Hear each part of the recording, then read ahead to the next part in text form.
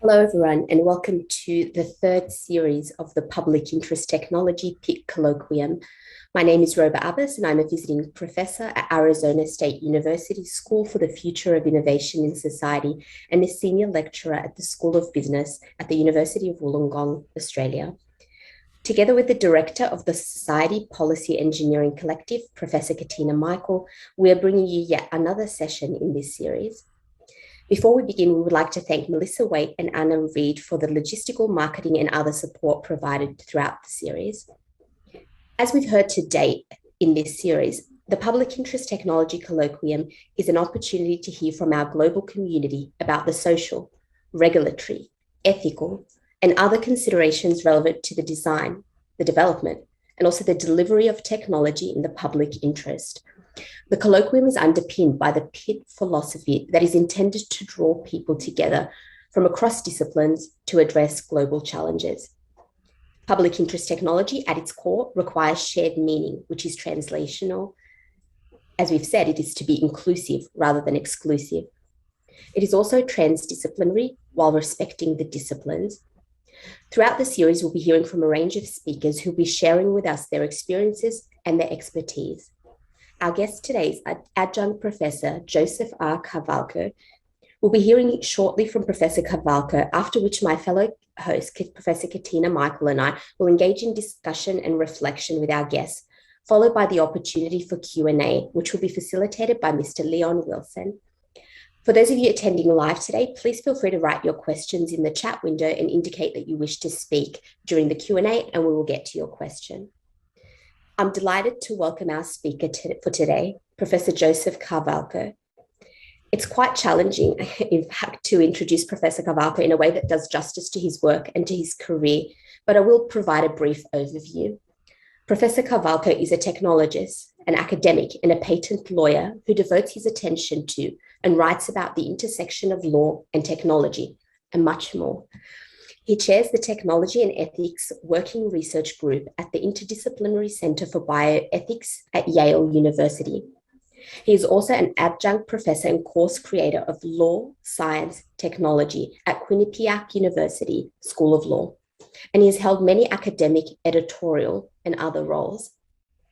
As a lawyer, Professor Carvalko has been involved in scores of cases before courts and administrative agencies as a litigator. He has held positions as general counsel, top patent counsel, and law firm partner during his career. Currently, he serves as a consultant and board member to various industrial, software companies, and public entities. Professor Carvalko also worked 2 decades as an electronic technician, electrical engineer, and a programmer across a range of different areas. He has additionally authored 9 amazing books, 3 of which are academic, dealing with law, science, and the humanities, and has written numerous articles appearing in a variety of publications. In today's session, Professor Carvalko will be presenting on the topic of Pharmaco-Electronics, the future of medicine. Professor Carvalko maintains that much of our technology ethics conversation deals with how we manage the technology that has already invaded our lives. He feels it's important, or while it's an important consideration, it forces us to look back while we try to correct and change a technology's trajectory. In discussing how the future of medical services might play out, Professor Carvalko hopes to explore today the significance of looking ahead and thinking about questions we should be asking based on our vision. He'll be asking critical questions based on our imagined future shapes, or how our imagined future shapes the future that finally materializes. Professor Carvalko feels that the right questions might avoid many kinds of unintended consequences we experience with current technology. And with that, I'll hand over to Professor Carvalko. Thank you so much for joining us today. Thank you, Roba, and thank you for that introduction.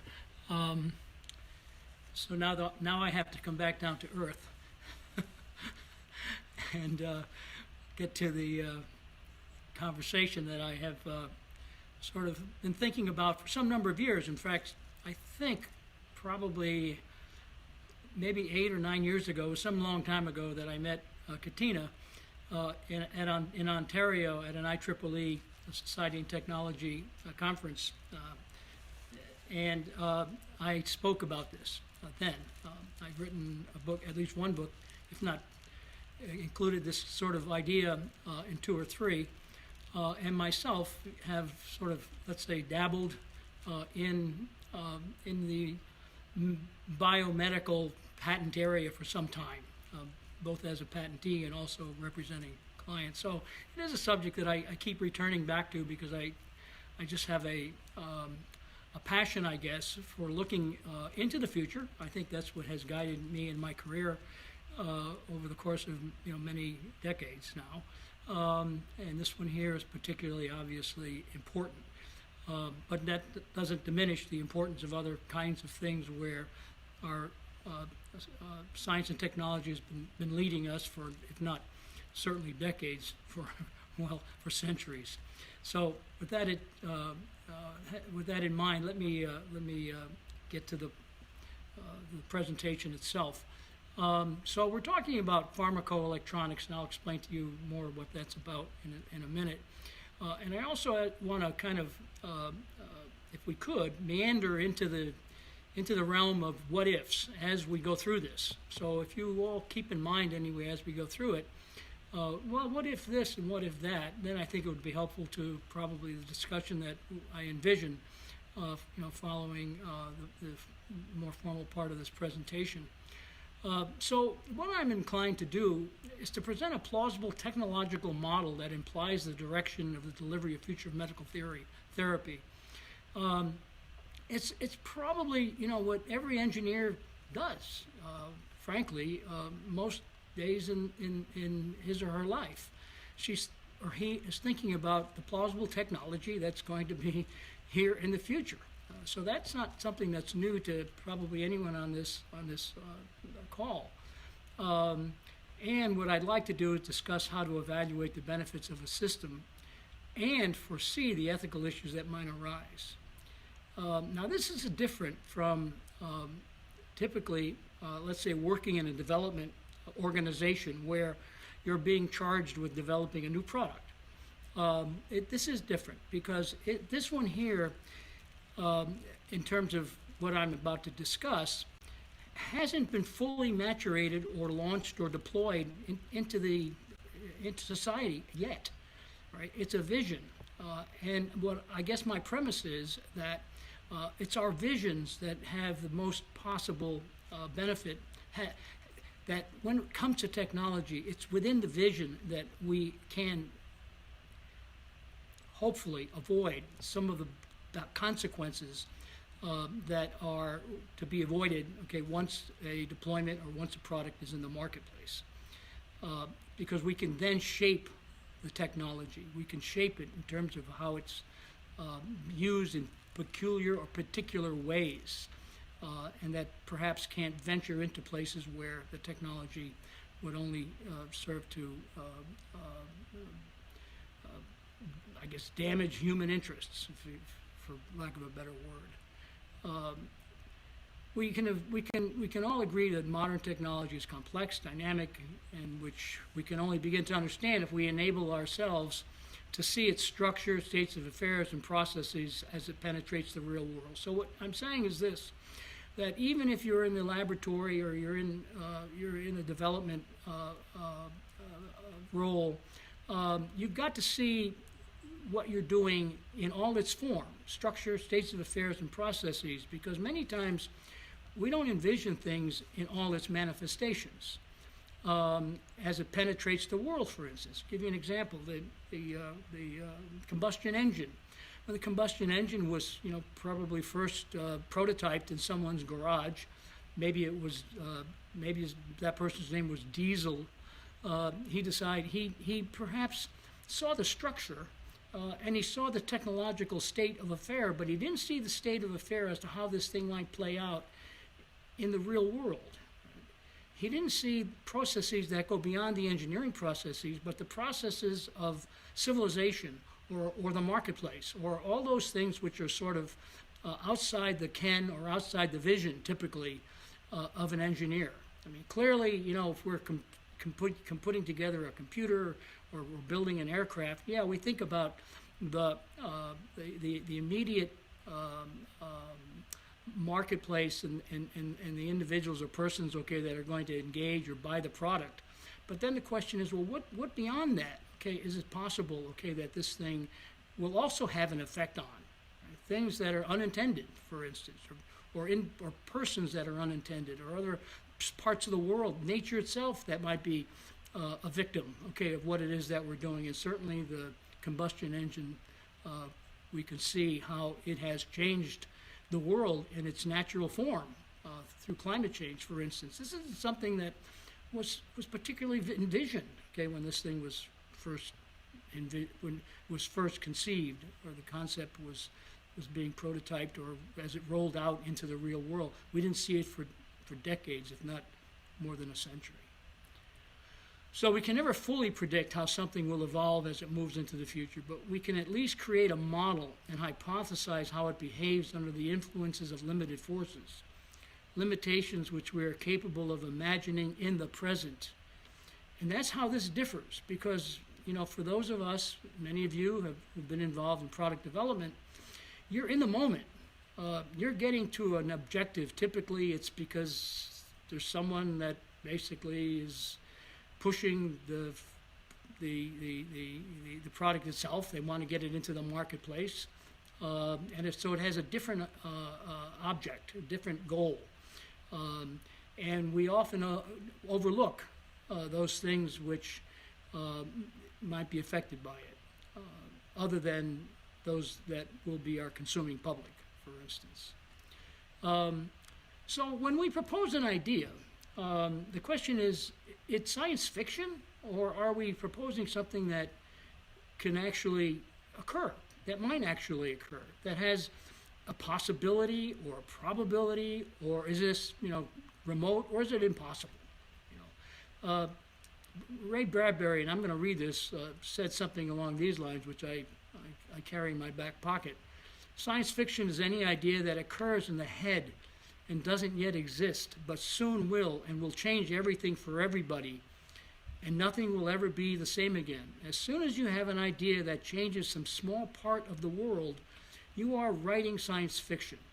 It is always the art of the possible, never the impossible. And if I lived in the late 1800s, I might have written a story predicting that strange vehicles would soon move across the landscape of the United States and would kill 2 million people in a period of 70 years. Science fiction is not the art of the possible, but of the obvious.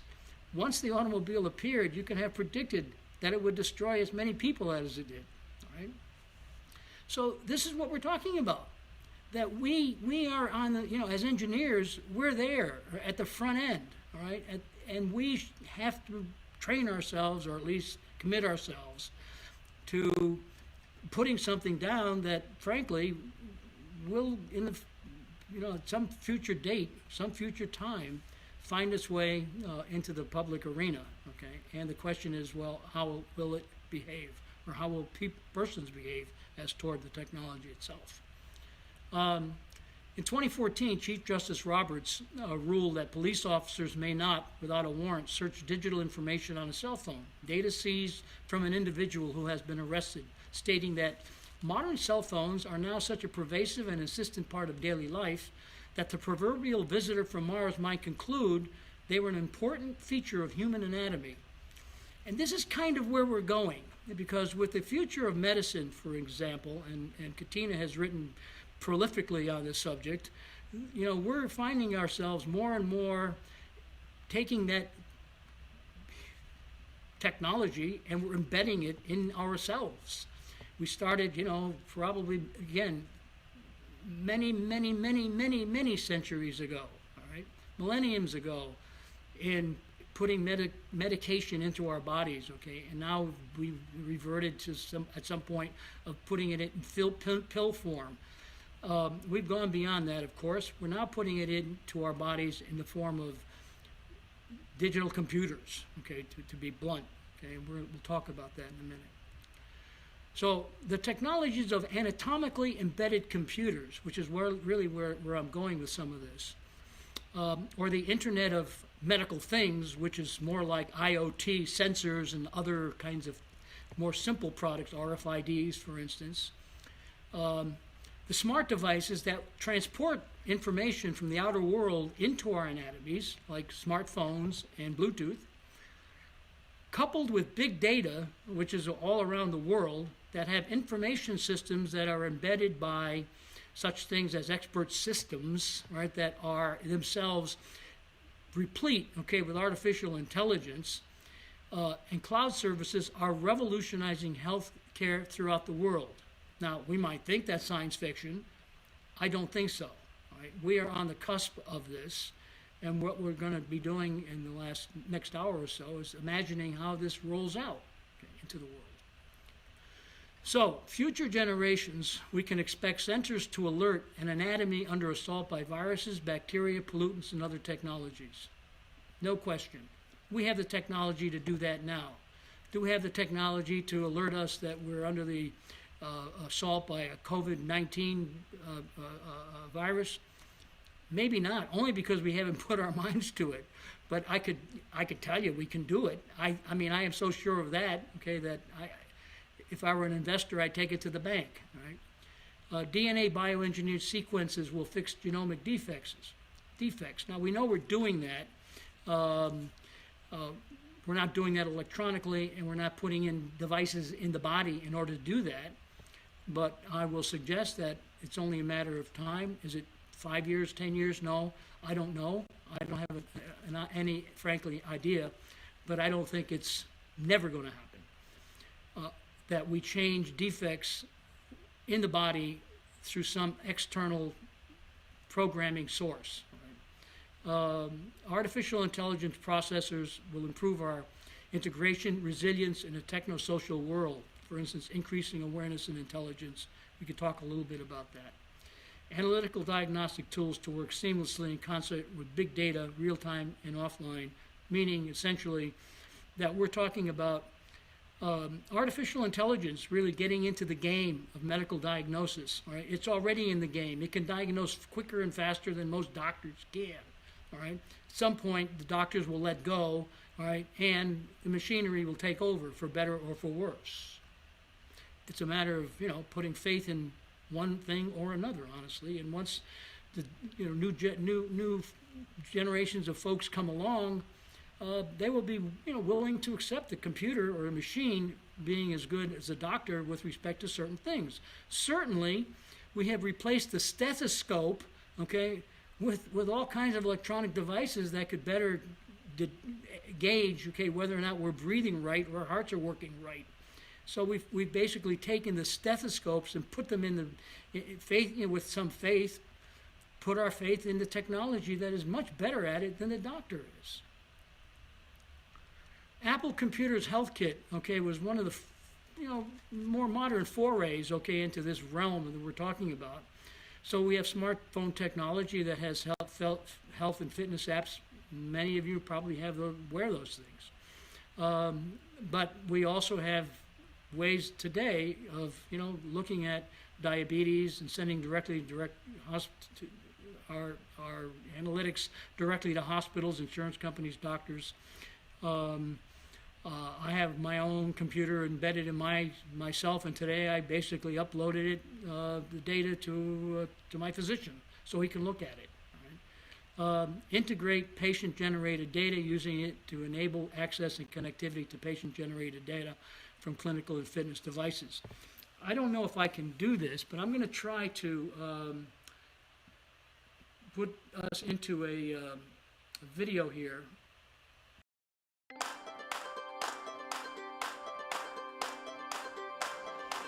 In a digital age, we have access to more healthcare information than ever before. The challenge is bringing it all together in one place. Enter Valytic, a simple cloud-based platform that connects you to data gathered from in-home clinical devices, wearables, and healthcare apps. With the important insights and trends uncovered with data delivered by Valytic, creating highly personalized healthcare experiences has never been easier. Here's how it works. First, users connect their devices and apps to the marketplace, authorizing permission for the transfer and use of their personal data. This allows Valytic to gather daily activity and biometric information in real time.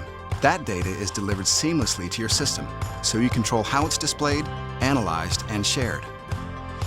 What does this mean for you? Quite simply, you'll have a more complete understanding of your population's health and habits, so you can accelerate your strategic healthcare initiatives from patient engagement and population management to care coordination, wellness programs, and more. Valytic's platform and mobile solutions connect you to your healthcare population like never before. We deliver all the data you need to improve health, mitigate risk, streamline costs, and better manage and engage your population. This frees up your budget and other resources so you can focus on your customers and their healthcare experiences. With Valytic, healthcare data is no longer complicated. We collect so you can connect. Find the simple solution at valytic.com.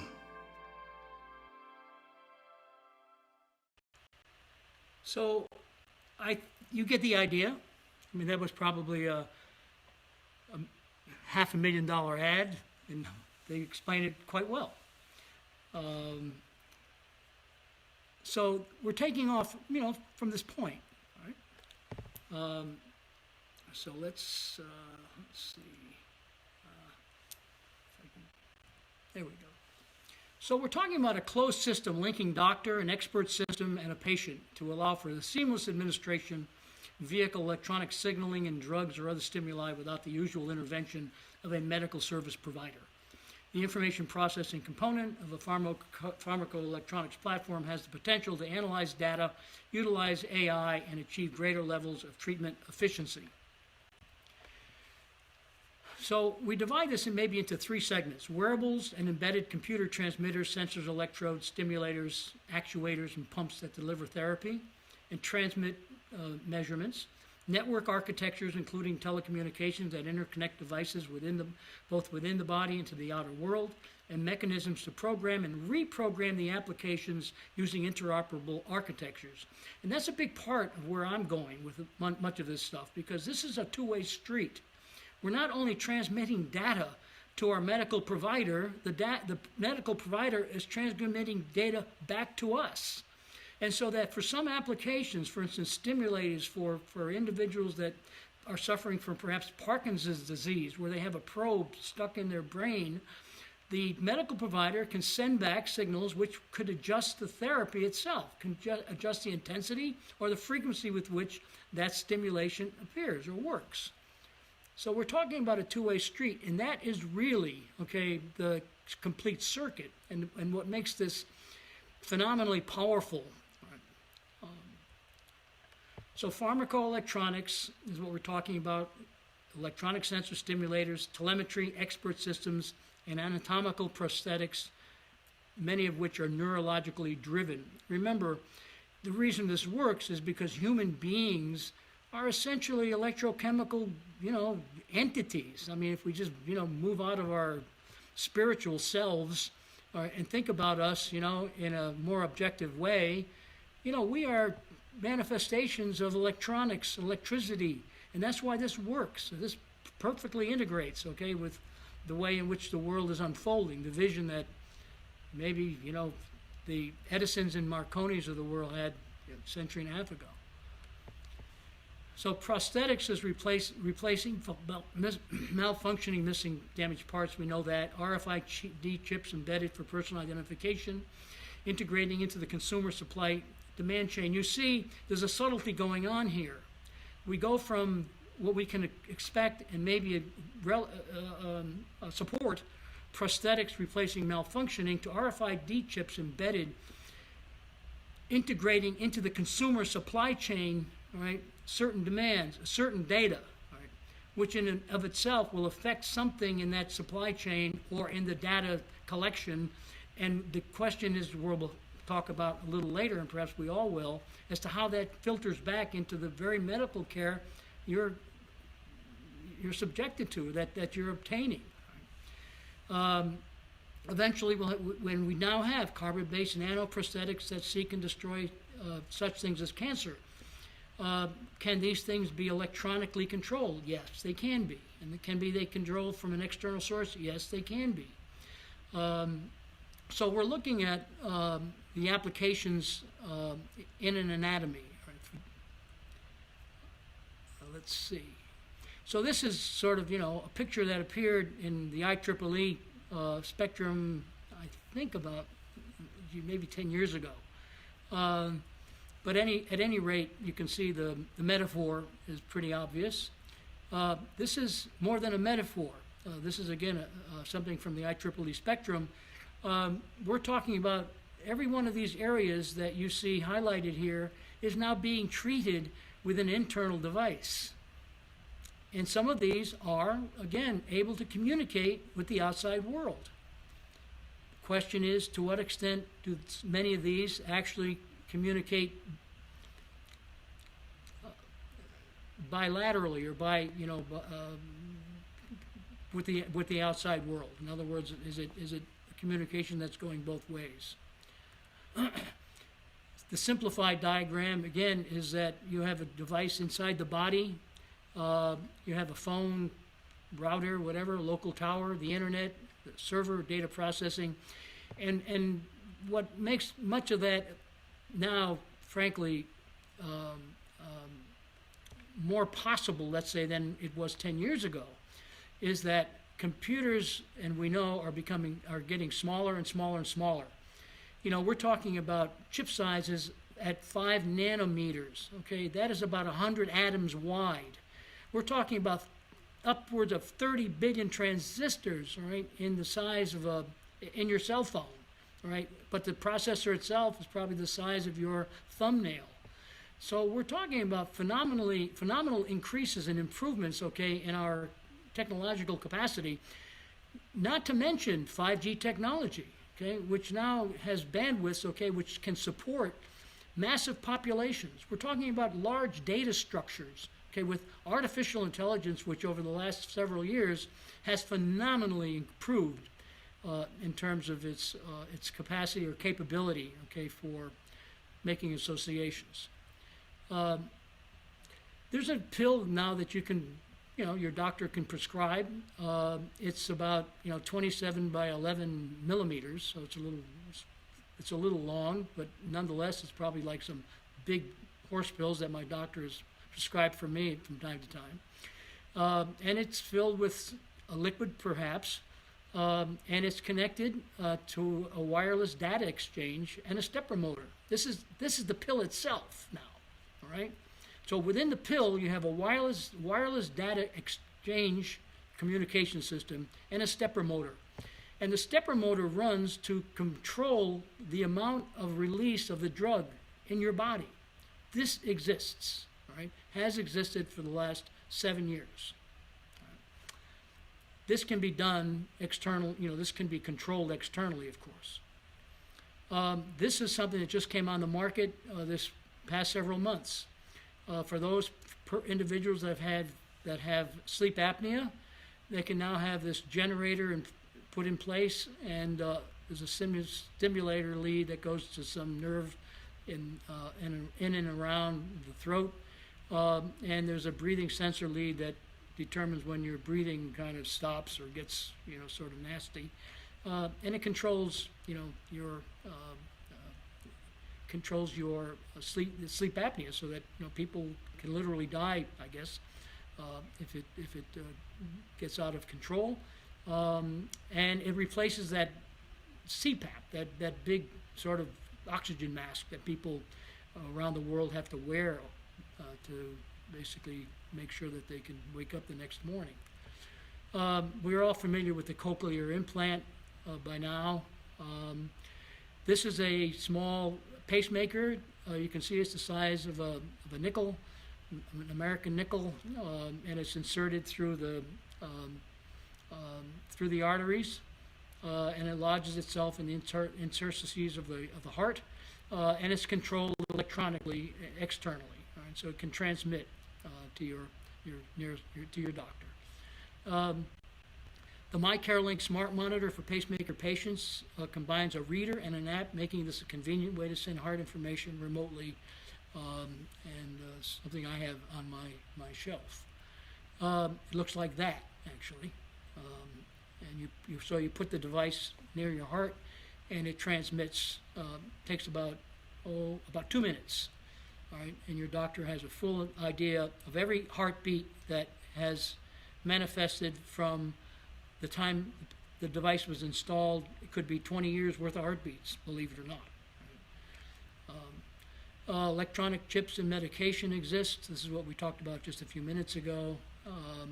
There's some for sleep. There's some for heart patients. There's some to control your weight, and you can go on and on and on. There are pain management systems that are available.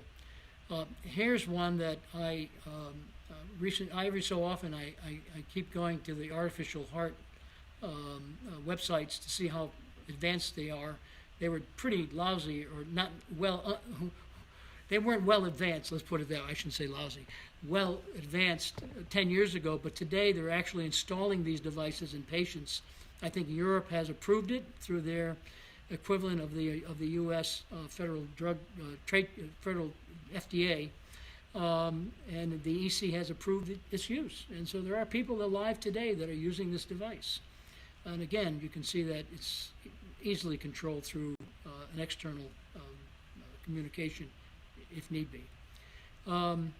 We'll be looking at some point in the future at chromatography on a chip. Well, it exists now. The question is, how small can they make it, and when they can make it and analyze the kinds of things that chromatographs are used for, which is oftentimes things like blood or fluid analytics.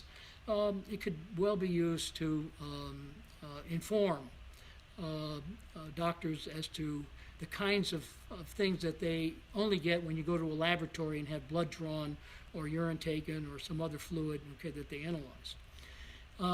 We are aware that there are such things as contraceptive implants, and that could be controlled externally.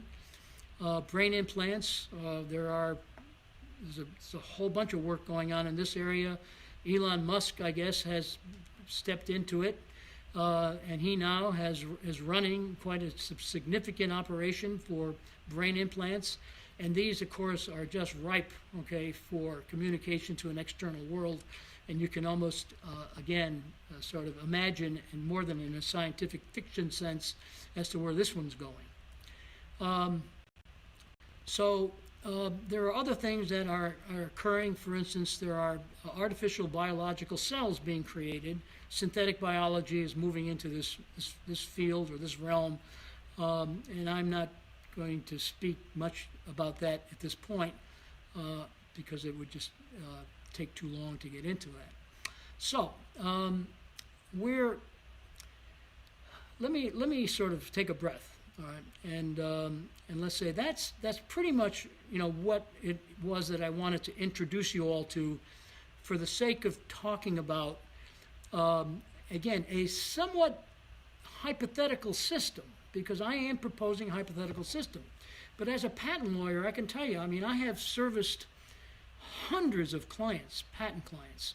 I myself, have been involved in technology for many decades as a patent. As an inventor and also as a developer of product. We're always thinking about the future, when we do these things, right? Inventors are always thinking about the future. They don't know if most of them don't know if what they've put down on paper and what I could perhaps get a patent for is actually going to really work or find its way into the marketplace. Only a few percent actually do. What I have determined, however, in the course of working that side of that side of law, is that technology is often very specific in terms of what its implications are for society. It's always very specific as to what its implications are in terms of how it can fail. And I'm not saying anything that you all don't already know, right? A bridge and the things that can go wrong in construction of a bridge or design of a bridge are very different from the things that can go wrong in the design of a computer or the design of an engine. And one of the problems that I think we've had, and I've thought about this some because as the chair of the technology ethics, tech and ethics group, I've wondered how is it that we can come up and develop a system of ethics, where we could, basically roll out this idea, this ethical idea, with prescriptions and maxims and mandates and whatnot, so that it works, okay, for the very thing that's under the microscope at the time. I've come to the conclusion it's not possible. In law, you know, I can, in my early career, the first 8 or 10 years, I was a litigator, and there was something called proof of facts. It's a library that I purchased as a lawyer, upstart lawyer. I forgot what it cost back when I started, but it was not cheap. But it went from A to Z. It went from airplane to zebra, all right? And in those books, which was, again, it was a whole library, with each one of those headings, like like an encyclopedia, it told you what you needed to do in order to prove that that particular thing that was under examination failed, or was the causation behind someone's injury. Everyone was very specific. And so, yeah, there might have been some similarities between a 10-story building and a bridge in terms of structure, all right? But by and large, we're talking about different things. So when we talk about tech ethic issues, think about what is the class of technology under investigation, because that'll give you a sign as to which road to take in order to do your analysis. There are no magic bullets. There are no silver bullets, right, in this case. But again, if I were to now think about this more broadly and step back over 50,000 feet, it generally runs something like this. There's misfeasance, all right? We know that, negligently responsible for causing harm. And we see that, for instance, in things like nuclear reactors, okay? We saw this at 3 Mile Island, okay? We saw this in the Bhopal, okay, chemical factory, okay, which killed hundreds of thousands of people ultimately in India, 1987, I think, all right? The Challenger, all right? Disaster, okay? I had the good fortune of working with Roger Beaujolais, who was one of the engineers on that. I worked with him for 2 years on a case in Switzerland, actually, on a technology case. Phenomenally prescient individual and one with great insights into these things. But we're talking about misfeasance, malfeasance, knowingly acting to cause harm. Well, you know, right now we're, you know, I don't want to, you know, put too fine a point on it, but, you know, we may be under nuclear threat, all right? That's malfeasance, knowingly acting to cause harm, because what? The individual behind the curtain is thinking about using a nuclear weapon on a cruise missile. I can tell you that I worked on tracking systems that ultimately found their way into the cruise missile. Did I imagine then as a technician or as an engineer, I think it was an engineer then, that I would be working on something that maybe today would take my life many decades later? No. But this is the kind of insights, okay, that one must have. And I'll get to that point in a minute. Nonfeasance, intentional failure or refusal to fulfill one obligation. This happens a lot because when I was in development, I worked in aerospace for several years. I worked in the United States Air Force, right, as a technician. I was 10 feet away from the atomic bomb all the time.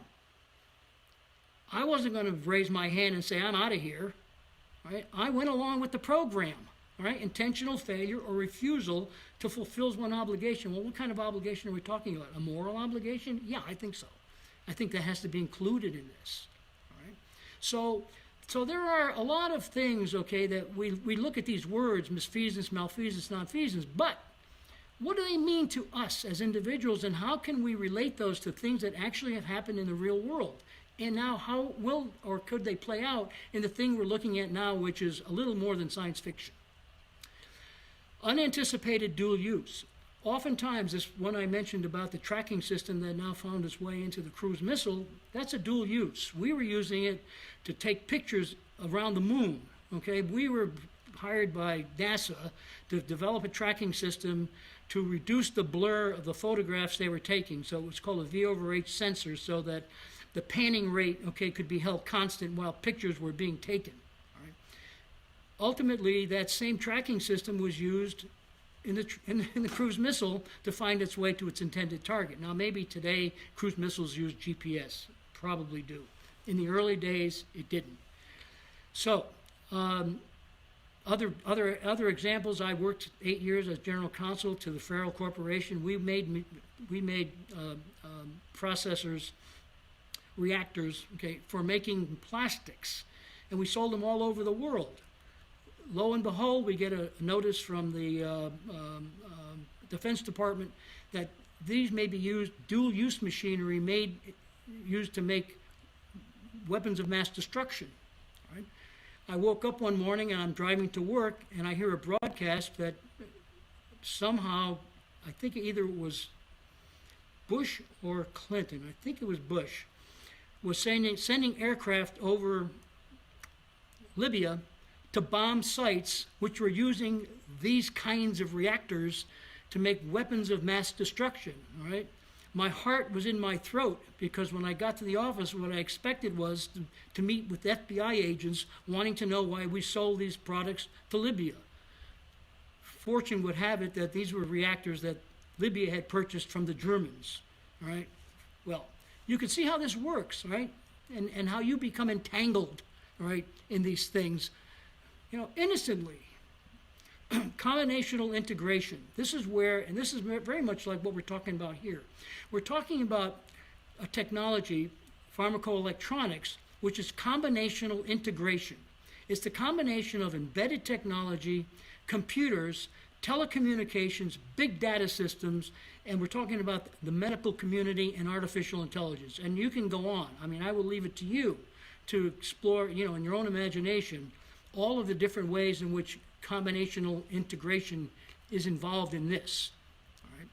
And it may someday be a dual-use kind of entity because what? Because this very stuff that we're talking about, these pharmacoelectronics, can be used to enhance human performance. So the next one is unforeseen events, war, and nature. All right? So I put this out there because for a discussion we really need to talk about this. And it occurs to me that, let me just do something here. Yeah. Roba, can you give me a time check, please? You can go for possibly another 10, Joe, if that's okay. We're happy to hear you speak, so we'll adjust after you finished your talk. So Yeah, go ahead, even beyond the 10 minutes, and we'll adjust with Leon accordingly. Thank you, Joe. All right. Here's what I think, okay, we lack. And again, this is from 50,000 feet. A lack of imagination of the possible unintended consequences of a technology to wreak havoc on a population or nature. One of the things that I think, again, and it's no criticism really of engineers, and I can say this about lawyers too. After all, I'm both an engineer and a lawyer, or professors of any kind. I mean, so this is across the broad spectrum. We get very, very focused on what it is that we're doing, right? And we lack imagination, okay, outside of a particular menu of possibilities.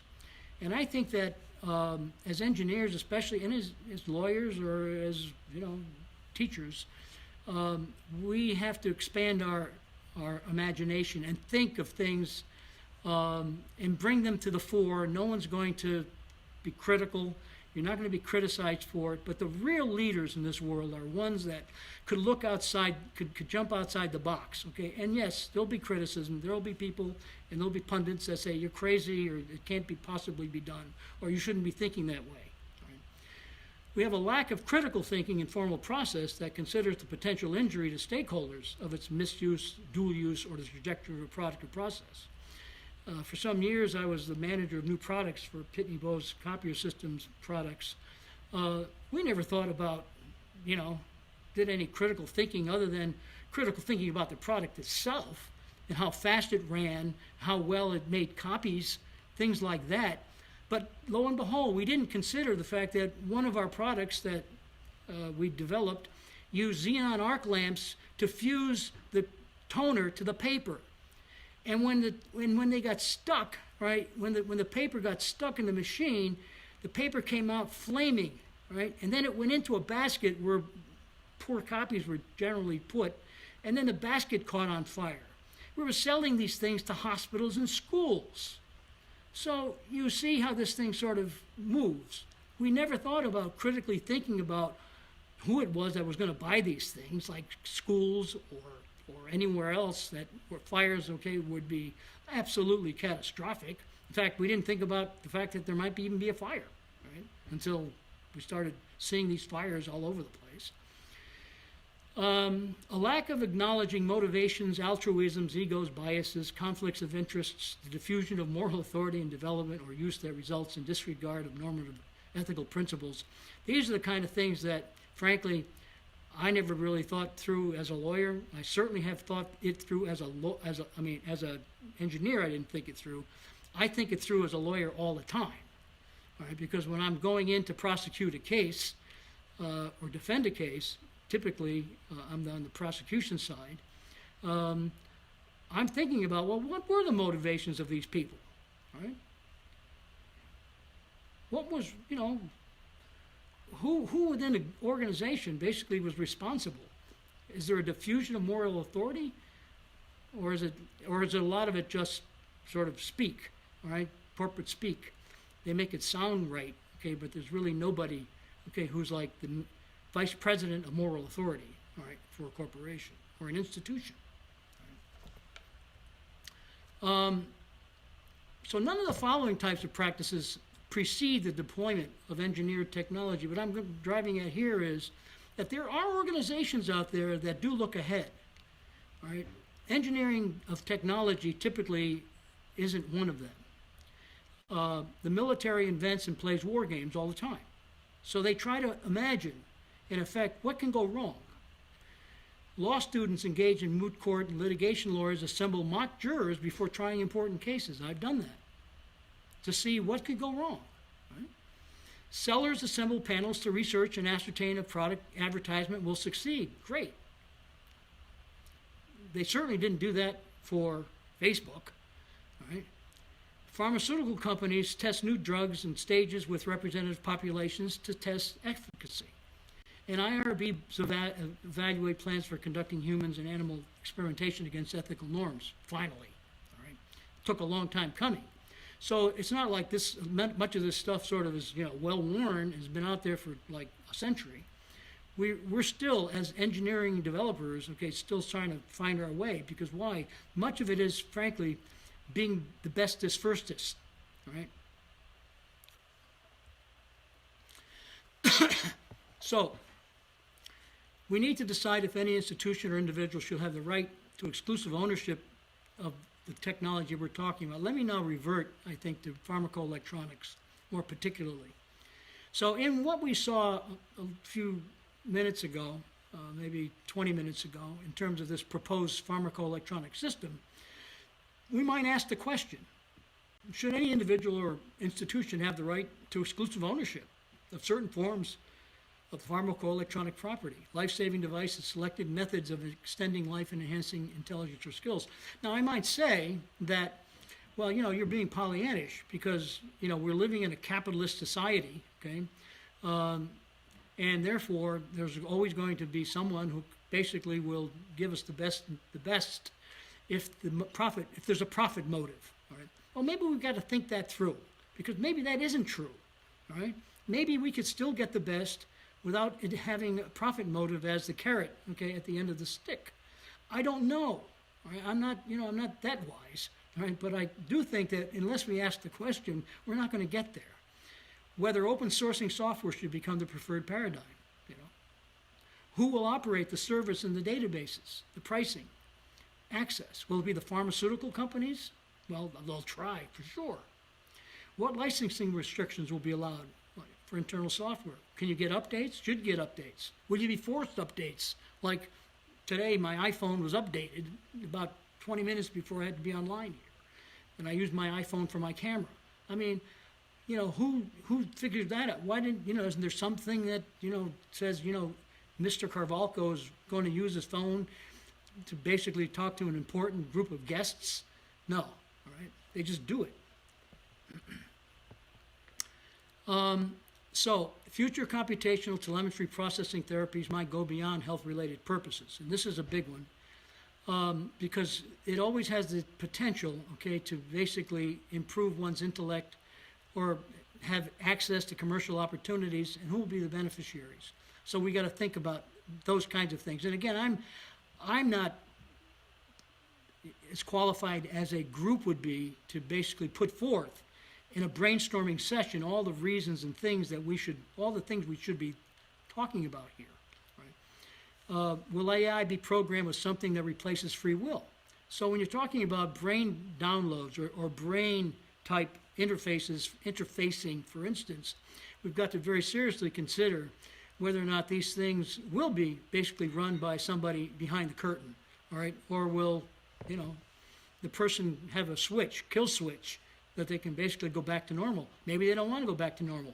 I mean, television has that effect on me sometimes. I can't stop watching it because it's magnetic, right? So you can imagine if they keep giving you the opium, okay, of a good pulse, you're not going to want to let it go. Right? Part of what will distinguish the future human population having implanted computational devices connected to the web from a population that does not will be the enhancement that opens vast benefits for the haves and the consequent potential for detriments for the have-nots. And the reason I say that maybe twice or more than once, because that seems to be the bane of humanity, right? There's always somebody who wants to be on top. So we got regulatory considerations. We have to think about criminal laws. We have to think about other kinds of civil laws and civil actions, okay, and things having to do with contract law, product liability law, warranty law, things that are, frankly, not popular, or not popular, I should say popular, but just not something that is all that interesting to a lot of people, but nonetheless are important considerations. So anyway, that's it, and these are two books that I'd written on this subject, more or less. That one there with the help of a couple of people, a couple of our guests here, who are readers and commentators. So at any rate, let me stop there, Roba, and turn the session back over to you. Thank you so much, Joe. That was such a rich presentation covering so many areas, so many concepts, and really the challenges that need to be addressed in thinking about the future. I would like to invite Katin to provide some reflections in a moment before we hand over to Leon too. But first, I have a few observations, Joe, after hearing your talk, and an initial question, or really it's a series of questions, but I will choose one. I think your presentation, in addition to doing so many other things, so eloquently expressed how a range of both emerging and existing technologies, as they converge together, are revolutionizing healthcare, but also spoke to a broader series of concepts about law, technology, the nature of engineering, and just so much more. Katina and I have often explored and thought about how we transition in an ethical and responsible manner to these future modes. So when we're thinking about the revolutions and particular application areas, so these future modes of operation. And we've come to several conclusions about how this transition might work. So one, Joe, is about the necessity of encouraging multi and transdisciplinary collaborations and the nature of these collaborations in tech ethics discussions. So my question is, as an engineer, lawyer, technologist, academic, and so much more, I believe you're in a prime position to comment about this. So how do we balance a range of human interests when we engage multiple disciplines in discussion? So we're engaging multiple disciplines. We're also thinking, as you suggested toward the latter part of your talk, about social, political, regulatory, and other concerns and interests. So how do we bring this all together in thinking and directing our attention to the future? Particularly given, Joe, that you mentioned some of these systems have the potential, and I quote what you said here, to damage human interests. Do you have suggestions or thoughts about how we can go about this in practice? How do we start envisaging the future with multiple disciplines and interests in mind? Yeah, it's a wonderful question, and it's an interesting concept. How do you bring? And I think you begin by acknowledging that there are diverse interests, right? So that if anything like that will work, it works because you invite the diverse interests, some of which are antithetical to the ideas that we've talked about here, right? But nonetheless have to be persuaded, right, to adopt some frankly, some premises about how it is that we want the future to look for not only ourselves, but for humanity, and maybe more personally, for our children, for our grandchildren. I mean, you have to find the place that we can all agree that we want to reach, all right? And even though that our motivation today may be one thing, if we were thinking more ideally, we would probably all have to admit that 2 or 3 generations from now, we would want the world to look like what? Right? And if we could construct or fabricate, or again amongst ourselves, or whatever the group is, what the world should look like, right, at that point in time, and we can agree to that, then perhaps we have some chance of coming back to today, right, and thinking about what needs to occur in order for that to be the way in which the way the future looks or appears to us. I think that at least is one thought that comes quickly to mind, that you have to project your not only the technology into the future, but you have to project humanity into the future. How do you want it to look? How do you want it to be? And we can, there's all these, sort of idealized sort of concepts. Yeah, we want, peace amongst everybody. All right, okay, all right, let's start there. But I think that you can work your way down a list of things that become much more definable, frankly. Not just saying peace. How does the world live? Okay, there's, unfortunately, I think, is that we're not helped by our ideas about what political system to accept, or what economic system to accept, or what moral system to accept. There are religious constraints, there are political constraints, and there are cultural constraints. I mean, those are 3 biggies. But we also know that there have been successes in bringing about change in places we never would have imagined. South Africa is a good example, for instance, right?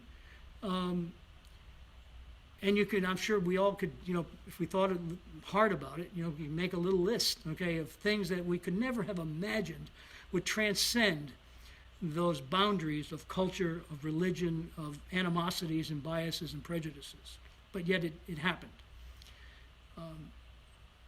So anyway, I think that's step number 1. I don't think you can begin to imagine how this could occur unless you begin to think about what are the examples of other things that may have succeeded, that necessitated the involvement of people who had widely differing points of view and immediate objectives or goals. So much to think about there, Joe, and I have so many ideas swirling in my mind that I'd love to ask you, but I do want to hear from Katina and others as well, and maybe we can have discussions. I'm hoping we can have discussions into the future about some of these ideas and concepts, but I like that as a practical starting point, thinking about broadly where we're headed and how we can, as you said, develop something tangible to work towards within the scope of that larger picture, that larger vision. Katina, I'd love to hear from you some reflections on Joe's talk and anything else you'd like to share. Well, weren't we spoiled today, Rover? And guess with Joe's talk, and you always set the foundations, Joe, and Rover, your question was so important. It sets the scene really for question time and reflections, Rover. I wrote something down, we are a heartbeat.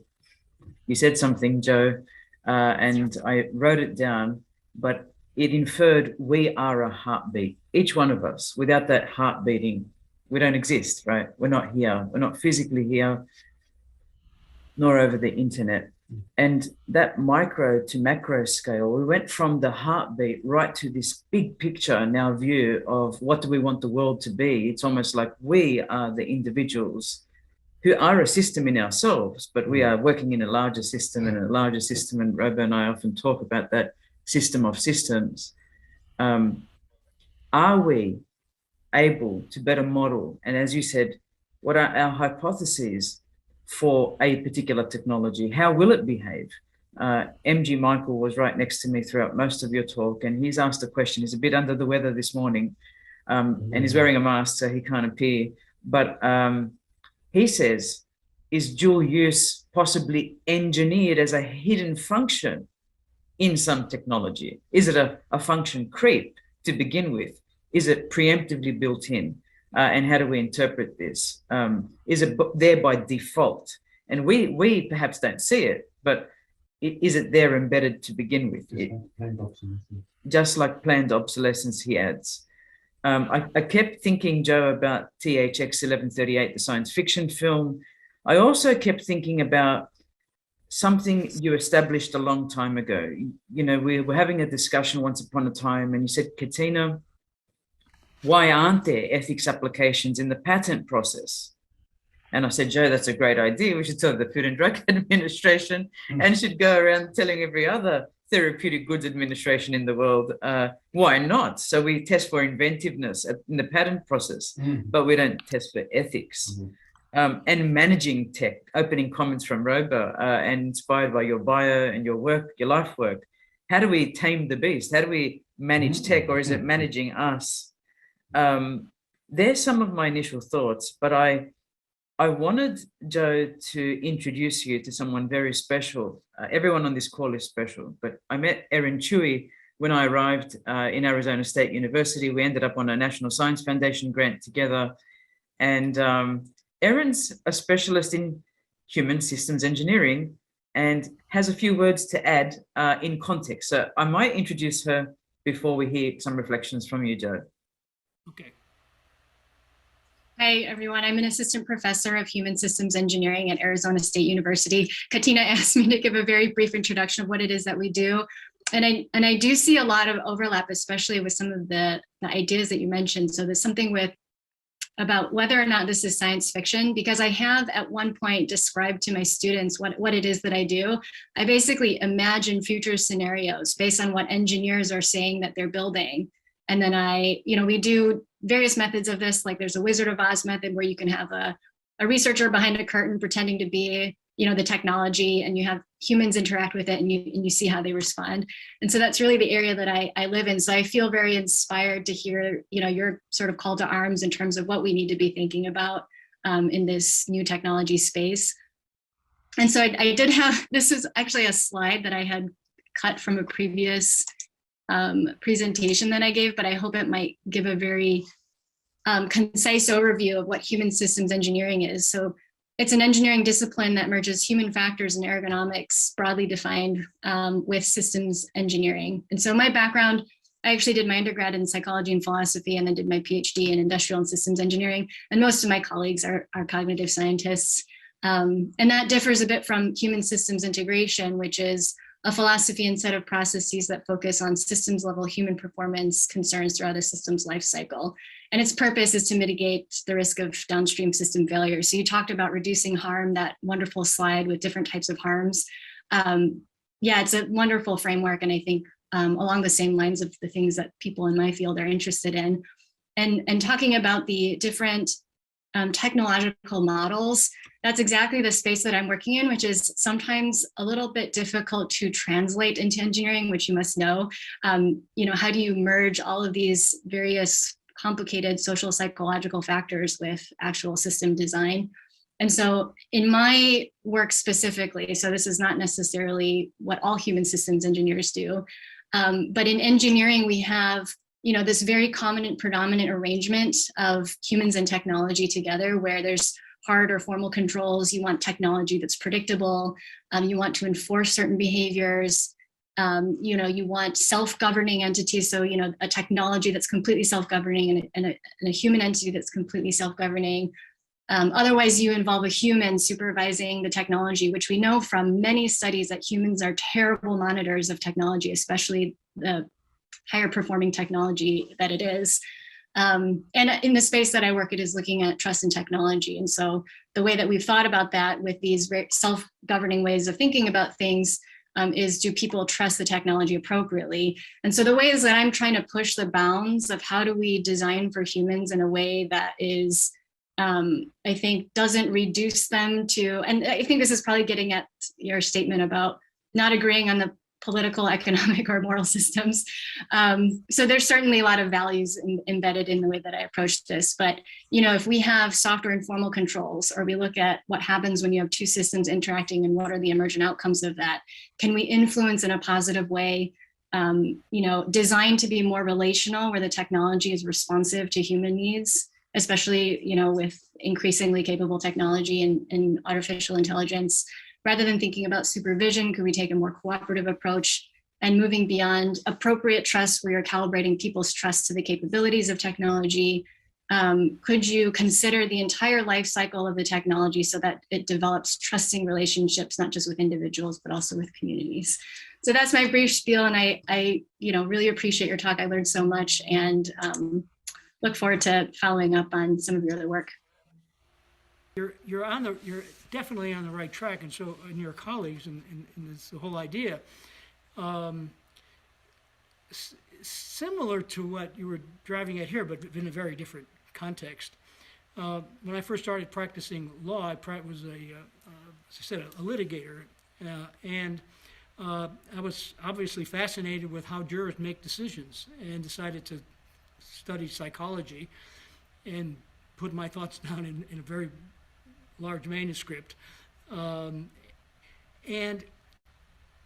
it dealt with, or had to deal with, the fact that you're bringing people in from different quarters as jurors with different points of view with respect to the very individual and crime that was committed or being alleged to have been committed. So you have the crime that has been alleged to be committed, where people have their own special biases about that. And then you have the individual themselves, where people aren't, you know, without their own prejudices. And how do you deal with these 12 individuals who now have to come together for one common purpose that you stress and you hope they all can agree with, and that is justice? You see? So that's an example of where you can focus in on one thing that all these diverse personalities and biases and prejudices agree with, all right? What is justice? Now, you can run afoul, because there may be some people who believe that justice is hanging somebody from a tree, all right? And, you know, we know that that kind of justice has been around, still is around. But for the most part, you know, most people in the world we know, at least I know, don't behave that way. They can be at least rational when it comes to defining what justice means, all right? A punishment, okay, which is not cruel and unusual if it turns out that they were convicted or that they're set free, right? So I don't know what the analogy is for what you're doing, but I don't think it's far off in terms of the kind of problem that you're dealing with, the structure of the problem. I think that's analogous.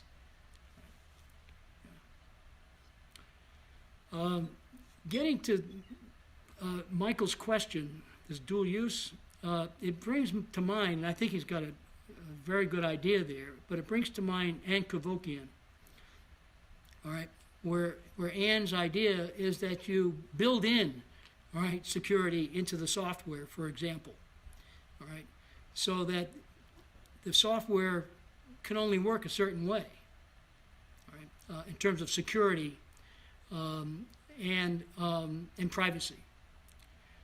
And so, to the extent that you could do that with software is something I can imagine is feasible, right? That piece of it I can accept. How you actually design that into something that is hard, right? and maybe like a bridge or a car engine, for instance, is more more complicated, I think. I don't know how, for instance, I would design a pressure cooker, right, that makes great stew from that same pressure cooker that could be used to make a bomb. Right. That's more complicated.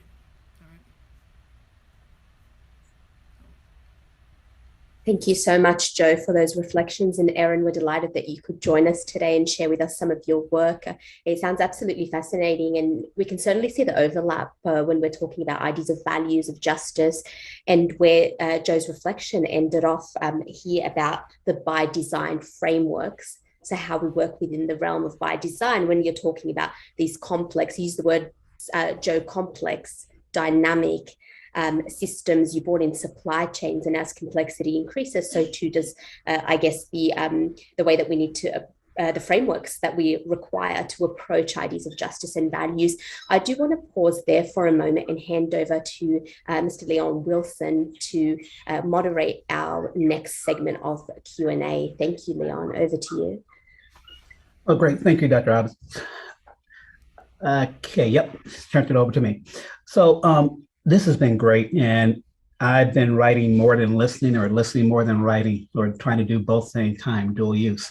But I definitely, while I like to make sure there's time for Melissa and Jason and Mohammed and others to ask other questions, I do have one question or thought, because again, as you talk about, thinking ahead and about dual use, there's always that term. I'm always reminded of Amira's Law.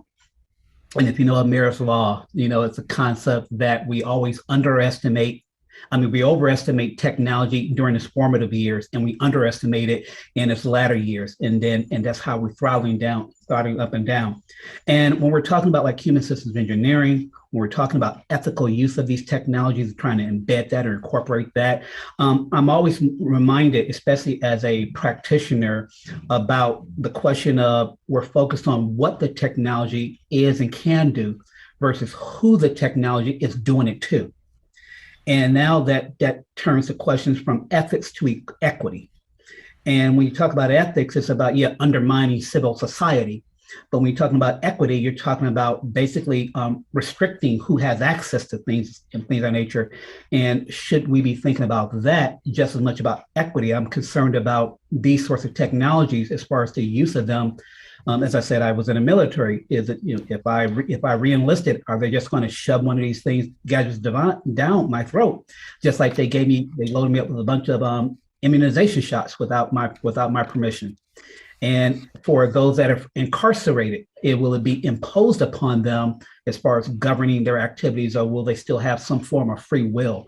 So we talk a lot about ethics and so forth, but I also want to make sure we also that with a conversation with these kind of technologies, when you talk about use and who's it going to be used upon when it pertains to equity for the use of that. And will it be accessible to those? And are we designing these things at the lowest common denominator of who's it available for, or are we always designing at the highest denominator, the lowest denominator, the highest denominator, and then hoping that other people will just get on board? So those are my comments and commentary, but I would welcome your thoughts on that and you started talking about the unintended consequences or unanticipated dual use, because as mankind, we're very creative creatures. Yes, we're a heartbeat, but we're creative creatures with billions of neurons running through our brains. And to be able to control the ways we would think about using a gadget or device, or trying to or jimmy rig it to do something differently out of pure necessity in developing countries and things of that nature. Can you elaborate a little bit more about, again, where I was talking about, where it's about equity and the accessibility of these kind of things, but keep in mind about this issue about dual use? Yeah, let me read you the closing paragraph on a paper that I've just submitted to the law school. And it goes something like this. Let's remember that as pharmaco-electronics advances toward becoming an accepted medical treatment regime, one that extends lifetimes and enhances medical well-being, it may fail as a proverbial silver bullet for fixing the hard problems, a significant but partial list which includes overpopulation, famine, and the persistent lack of health care throughout much of the world. We need not go far before we see signs that human-centered technology fails to reach many throughout the world. On this last point, we end with a question. In those corners of the world now coming into the age of the internet, those corners where people have been historically deprived of modern health care, will they now discover an accessible upgrading of health care brought about by a responsible pharmaco-electronic paradigm, internet-like, one with the power to change lives for the better? So you have to ask yourself, how do I weigh this? Is it possible that if we were to do this, right, and I think we are going to do it, will it actually to the benefit of some of those societies which have historically been denied? Now, our success or our track record for providing internet services to people in deprived communities or native communities in particular in the United States, and I'm sure it's probably this way throughout the world, don't have access to the internet, right? Will they have access to the internet 10 years from now or 20 years from now? I can't tell you because I don't have a crystal ball. But it may well be that in a future day, 20, 30, 40 years, that maybe this is, I don't say a panacea, but maybe it actually does solve problems that have been difficult here. Finding a doctor, I lived part of my year in New Mexico, in a small town with about 500 people. I'm 30 miles from the nearest 30 miles from the nearest clinic, and about 85 miles from the nearest hospital of any merit. We just don't get care in places like that. Anyway, just a point. Great response, and I'm seeing a lot of chatter on the chat. But I'll open up the floor to others who want to ask a particular question or give a thought or comment.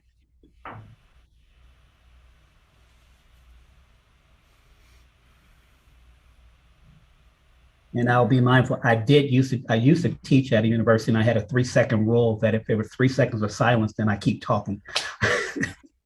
Well, you had asked an earlier question, and I unfortunately, I guess I forgot exactly what it was, but it dealt with dual use.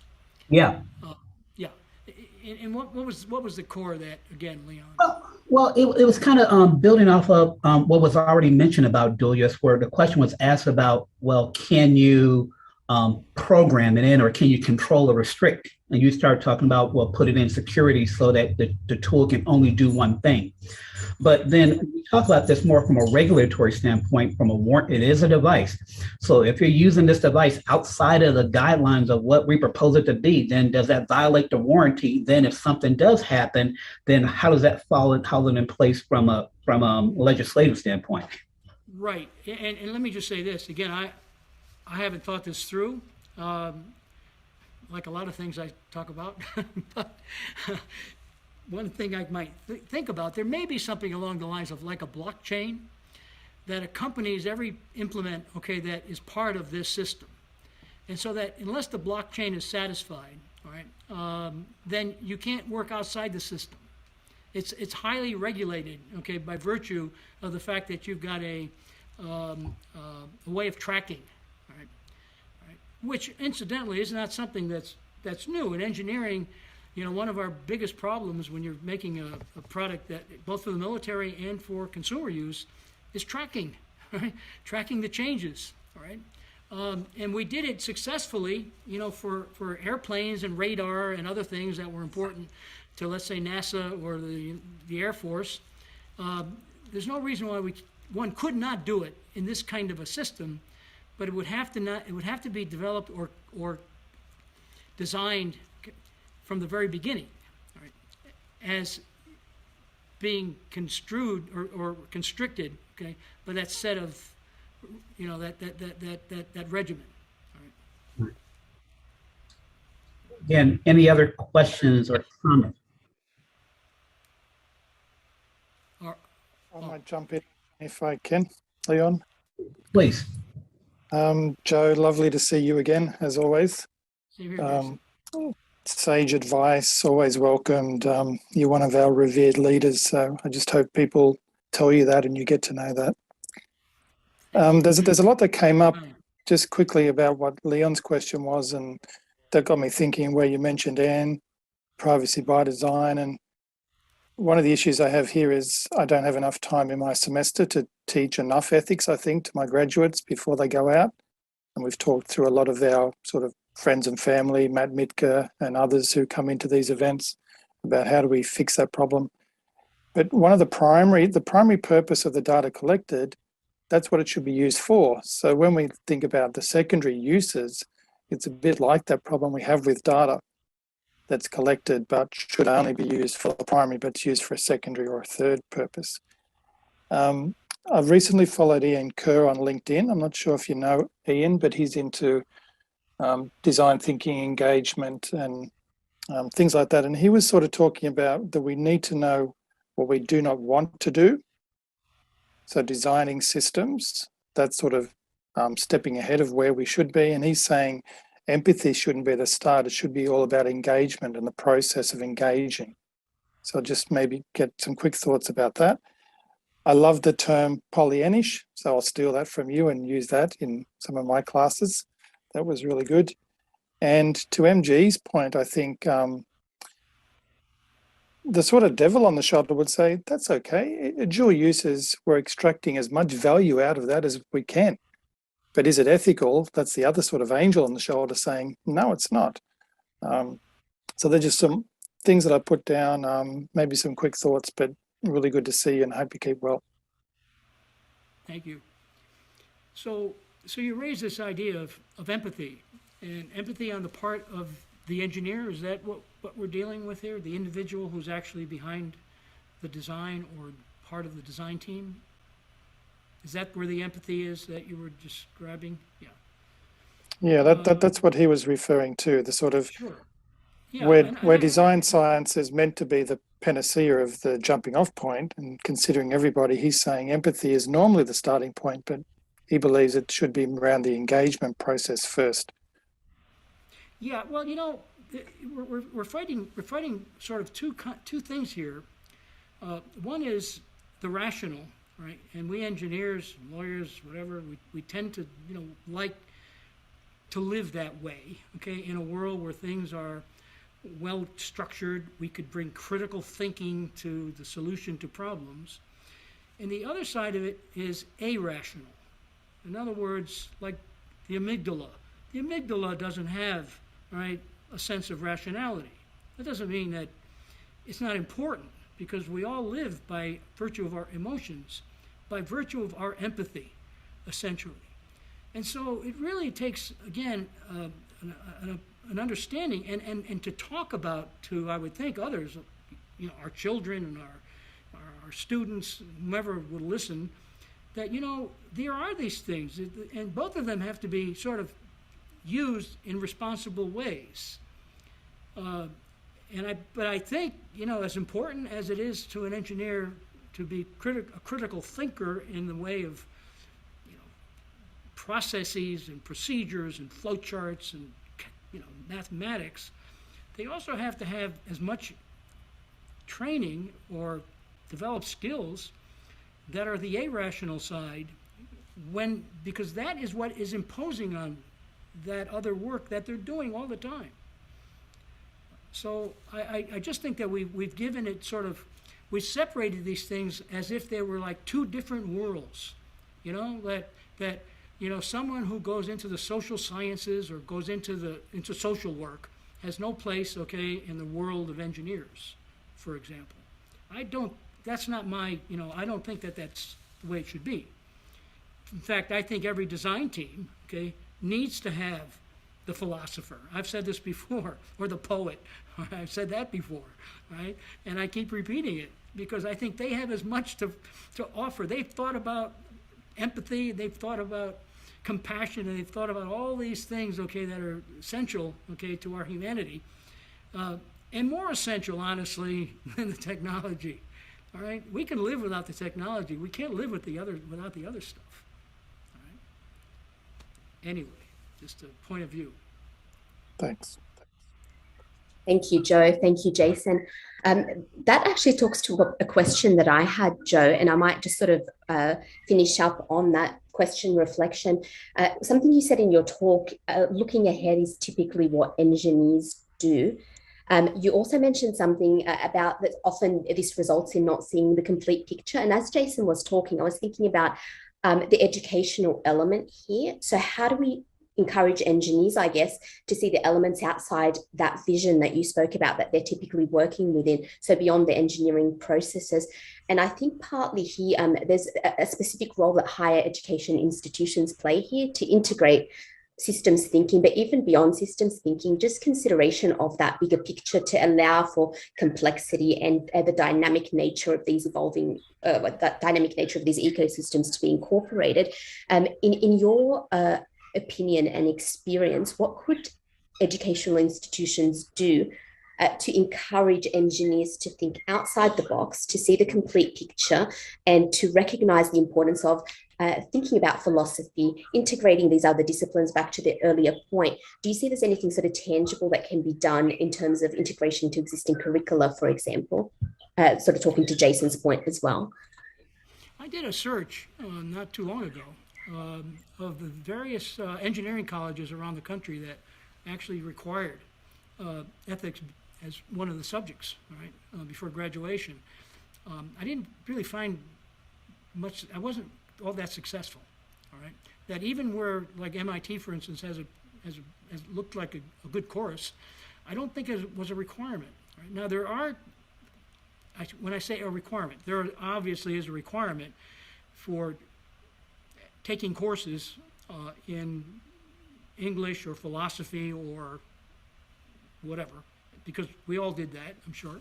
You know, I remember taking English courses and philosophy courses, but not the kind of courses that we're talking about, ones that have an impact on the technology itself. You know, I mean, when I took philosophy, and I'm sure maybe it's changed, but you know, we do study the classics. You know, we study the Greek philosophers, and then we studied the philosophers of the 1800s. You know, Kant or Kierkegaard or whatever it might be. All right, but we don't study today. Okay, what is the manner in which we should be approaching and using this idea, okay, of integrating humans, right, into the design process? That in and of itself is, to me, a subject that should not only should be taught, should be required, right, of engineers. And they shouldn't just take it because it's like, you know, they just take it because, okay, I got to, you know, it's sort of a requirement, I guess got to check it off. There should be more to it than that. It should be something that they have to ponder, okay? Lawyers have a better shot at that and have integrated that into their curriculums. And of course, they're talking about human behavior all the time. Unfortunately, as we see in the product of the practice of law, like in our country, some people never got the message, all right? So, you know, that has to be dealt with as well. So merely taking a course may not be the end all. But, you know, good teachers could make the difference. Right? And even though we have a course, it's not the course, okay, that influences the student as much as it is the person who's delivering the message. You know? And so maybe those people that are chosen to teach these courses have that same attitude toward the importance that humanities plays, okay, in engineering itself. This gets, you know, kind of back to what we were talking about before, what Aaron was basically, you know, doing. Thank you so much, Joe. There's also some incredible thoughts and, again, practical guidance as to what we do. I think you're quite right there. A few years back, I taught ethics in engineering design in an engineering school, and everything you've just mentioned, the things that Aaron mentioned, do surface there. And I think that's partly because we do treat ethics as an afterthought, and we tend to teach it quite late in the process. But I can see there's definitely potential there to integrate it early on, to make it within the fabric of the actual curriculum itself, not just as a requirement for accreditation purposes or for any other kind of purposes. Thank you so much for your reflections. I would like to Thank you all for attending, and unfortunately that's it in terms of time. Thank you, Professor Joseph Carvalko, Erin Chui, Dr. Erin Chui, thank you so much, Mr. Leon Wilson, all our attendees today. This video and the recording will be going up on the School for the Future of Innovation in Society's YouTube channel, so please keep an eye out on that. We thank you very much for your time and wish you a good day. Thank you so much. You too. Thanks for inviting me again. Thank you.